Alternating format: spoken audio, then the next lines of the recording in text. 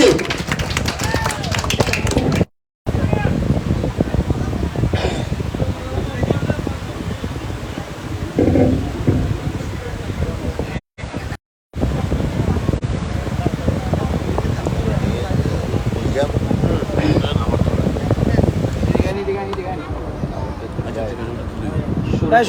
মহান আল্লাহর নামে, যিনি পরম করুণাময় এবং অত্যন্ত দয়ালু।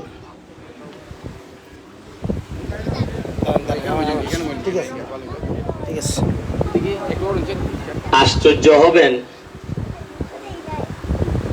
আমার প্রচারণায় অনেকেই অংশগ্রহণ করছে। যারা যারা অংশগ্রহণ করছেন, যাদের কাছে একটা মোবাইল ছিল, আপনারা অনেকেই মোবাইল ছাড়া অংশগ্রহণ করছেন। অনেকেই একটা করে মোবাইল সাথে করে নিয়ে আসছিল। এই যে আমার সামনে যে মোবাইলগুলো আছে, সাইডে যে মোবাইলগুলো আছে, এই মোবাইলগুলা শুধু এরা আমার ভিডিও করে যে তা না, প্রতিটা ভিডিওর মধ্য থেকে টাকা আসে। টাকা আবার এটা ডলারে আসে। ডলার কোন দেশে? আমেরিকান ডলারে আসে। মানে ভিডিও করে রামশ্রী বৈশা আর ইনকাম করে আমেরিকার ডলারে।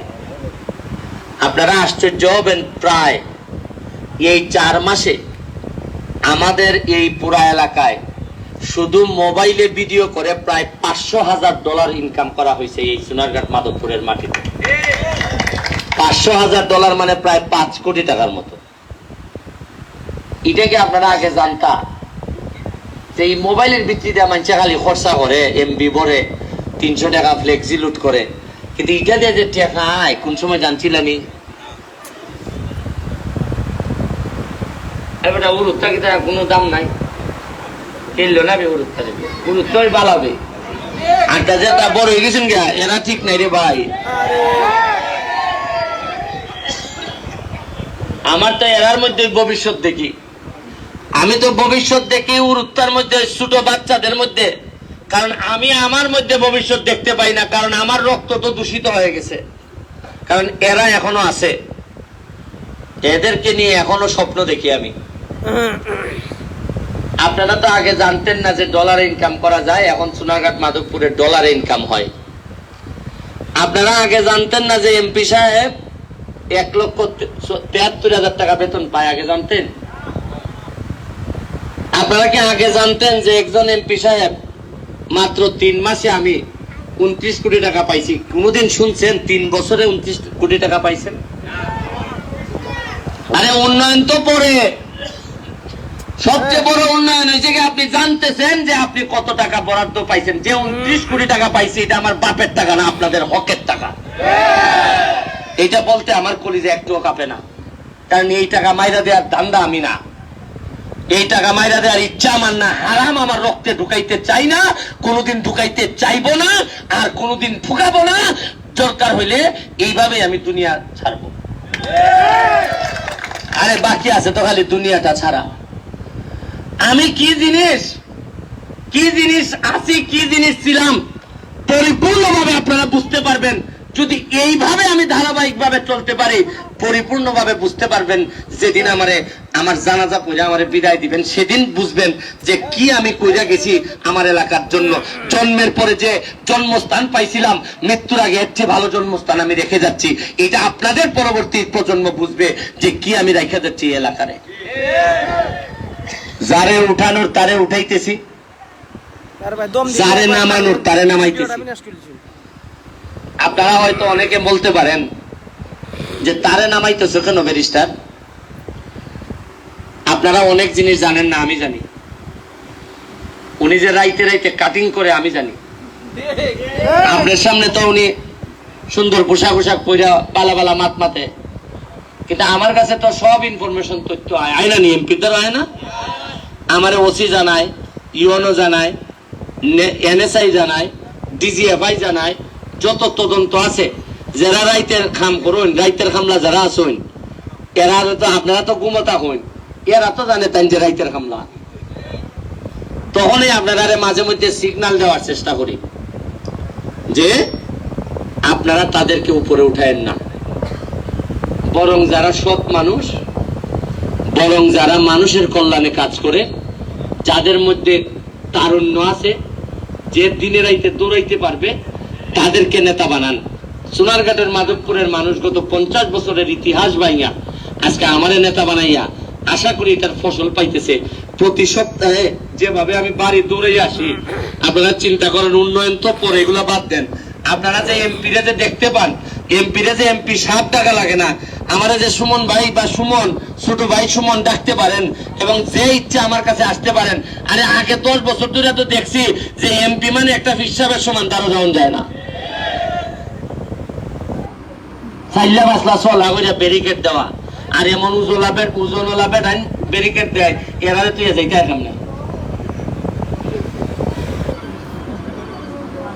আমরা কোন চাই আজকাল যদি আমি এমপি যদি আমি ইগলের না হইতাম, তা আমার ডাইনে পাশে যারা বুয়া এখানে দেখলো বুঝতে না, যারা বুয়া থাকলো না এরারে তো আমি উন্নয়নটা এরার অনুমতি ছাড়া করতে পারলাম না।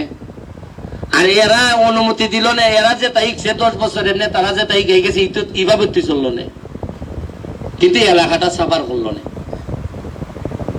চিন্তা করুন কি পরিমাণ ঠক আছে, আমরা ঠকছি। আমি তো দেখি আর কদিন পরে আমার কুস্তা ফোন লাগতো না।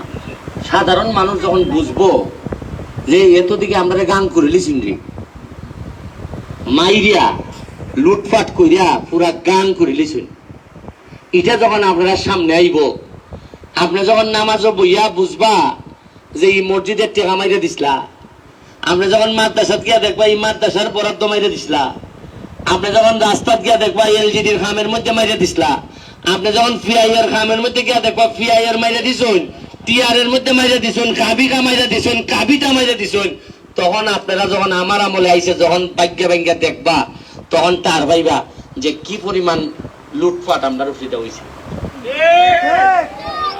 বুঝতে পাইছি আমরা। আমার তো মনে হয় রামসিরে আমি গত 15 বছর আগে যে তা দেখে গেছিলাম, ওইটাই আছে। একটা রাস্তা রাস্তা একটা বাইসাইকেল গেলে 8টা বাইসাইকেল বার হয় না, এর ভিতরে কত তো আমরা। আরে সুজন ভাই তো এই ছাত্র নেতার থেকে এখন জননেতায় পরিণত হয়েছে, বয়স সংখ্যা বিয়া সাথে করে পোলাপরি বড় হয়ে গেছি গা। আর এই সুজন ভাই অত বড় হয়েছে, কিন্তু রাস্তাটা এখন আগের মতোই রয়েছে। হ্যাঁ, আমার বিশ্বাস যে সুজন ভাই ফুল আইও ই রাস্তায় দেখবো। কেরে রামশ্রী কি কোনো মানুষের ভোট আসিল না?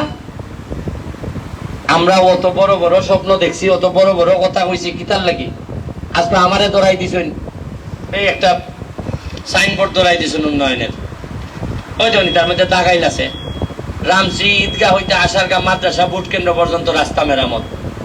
ওই দেখেন এলজিডির রাস্তা উপাদা হইতে রামশ্রী পোস্ট অফিস বায়া দুর্গাপুর, এটা আমার একটা লিস্ট ধরাই দিছেন না, 5-7-8টা রাস্তার লিস্ট ধরাই দিছেন। আমি কি লিস্ট মনে করেন আমি পারবো না? এই লিস্টের একটা খাম আছে। এমপি কি এটা লিস্ট লইয়া গিয়ে দৌড় লেখা হইব না। এটাই হলো কুরবানি তো দেখুন 3-4 মিলিয়া গরুরে দইরা বাইন্দা ফালাই নিছে, আর ইমাম সাহেব ফিসিটা এমনি বাইন্দো একটা দা লইয়া এমনি দেন দিলে তাইনের কাম কোনো ঠেলে ফালানি না, খালি কুরবানিটা দেন। আমরা বানাইছেন আল্লাহ ইমাম সাহেব, আমি খালি খামের কুরবানিটা দিতাম, আর 3-4 লোক লাগে যে ঠাইনা ফালাইবা। ওই এর মধ্যে 1 লাখ লোক পাইছি আমি, সে পটুয়াখালীর থেকে আমরা এলাকার সময় দেয়, সে হইল গিয়ে 4 মধ্যে 1 লাখ যে উল্টায় বলে হাততালে দিন, ওই আরা দিন তদবির করে ঘুরে ঘুরে জায়গায় জায়গায় ঘুরে কইরা যে বলা রেডি করে। ওই সময় আমার একটা ফোন দেওয়া হয়, ওই সচিব সাহেব আইসে আইন তাড়াতাড়ি, ওই পিডি সাহেব আইসে, প্রজেক্ট ডিরেক্টর আইসে আইন তাড়াতাড়ি। আর তবে ইমাম সাহেবের মধ্যে আমি আবার সাংঘাতিক বালা ইমাম সাহেব, দাঁড়াও বিরাট দাঁড়, আমার দেখলো ওই গরু আধা উল্টি জায়গা বলে ঘরে বাবা আর নাই চাপা চাপি করার গলাটা নিকিয়া, কারণ আমার কর্মবালা যে, কারণ আমি কে যে গরুর সামনে গিয়া যে ওই খামড়াইলি মরে আমার খাম না দিলে রে, কারণ আমার নিজে যেহেতু সম্পদ নাই, নিজে সম্পদ জুড়াইছিও না জুড়াইতামও না, আমার যেহেতু সম্পদ বানাইবার ইচ্ছা নাই, মরার ভয় নাই, তা আমার সে বড় কেডার কেউ আসেনি। আমারে আরে মরার ভয় তো দেখায় তারে যে বাঁচতে চায়, আর আমি তো মরার লেগে প্রস্তুত আছি, এর লেগে বাঁচা আমার নসিব আছে। যে বুটুর দিয়ে আমারে হরছই ই ঋণ হই কেমনে পরিশোধ করবো তুই তার ভাই না। উল্টা ইয়া যে ভাবে কয় বেটার বাপ ও ডাকে সুমন ভাই হয়, আমার সুমন ভাই ডাকে, এর মা এবেলে সুমন ভাই ডাকুন, এবেলে উনে সুমন ভাই ওই আগের নির্বাচনের গান এখনো এরা উনে। আমি ওই যে বোয়া আছে কেন, আমার এগুলোই ভাল লাগে, সম্পদে আমারে টানে না। আল্লাহ মাহবুদ জানে একটা জিনিস খেয়াল করে দেখুন, 360 জন আউলিয়া আইলা সিলেটের মানুষে তারা ঠিক করলাইয়া শাহজালাল সাহেবের নেতৃত্বে, তারা উত্তরাধিকার আমরা আছি না অনেক, মানে আমি না রাখতাম পারি, কেউ না কেউ তো উত্তরাধিকার আছে। মুক্তিযুদ্ধ হইল, প্রায় লক্ষ লক্ষ মুক্তিযোদ্ধা, বীর মুক্তিযোদ্ধা আসলা না। 50 বছর আগে মুক্তিযুদ্ধ হইল, মুক্তিযুদ্ধের সময় প্রায় লক্ষ লোক মানুষ গেল গিয়া যুদ্ধ মরি জিত গিয়া।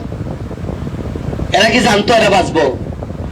এরা বন্দুক লইয়া গেছে যে মরলে মরছি, আর মরার প্রস্তুতি লইয়া গেছে, যার কারণে আমরা একটা দেশ পাইছি বঙ্গবন্ধুর নেতৃত্বে। 50 বছর আগে লাখের লাখ মানুষ মরে যাবে লেগে প্রস্তুত হইল, আর 50 বছরে মুখের মানুষ এত স্বার্থপর হয়েছে, একলাও মরতে চায় না, সবাই বাঁচতে চায়, এর লাগে একলাই বাঁচতে না, সব মরবাই না গাইয়া। উন্নয়ন যে সারা জীবনে খালি বাঁচতে চায় এ মরা নিশ্চিত। নাইলে কত নিচে নামছি আমরা আমরা নিজের আর খাদ্যের মধ্যে বিষ মিশাই।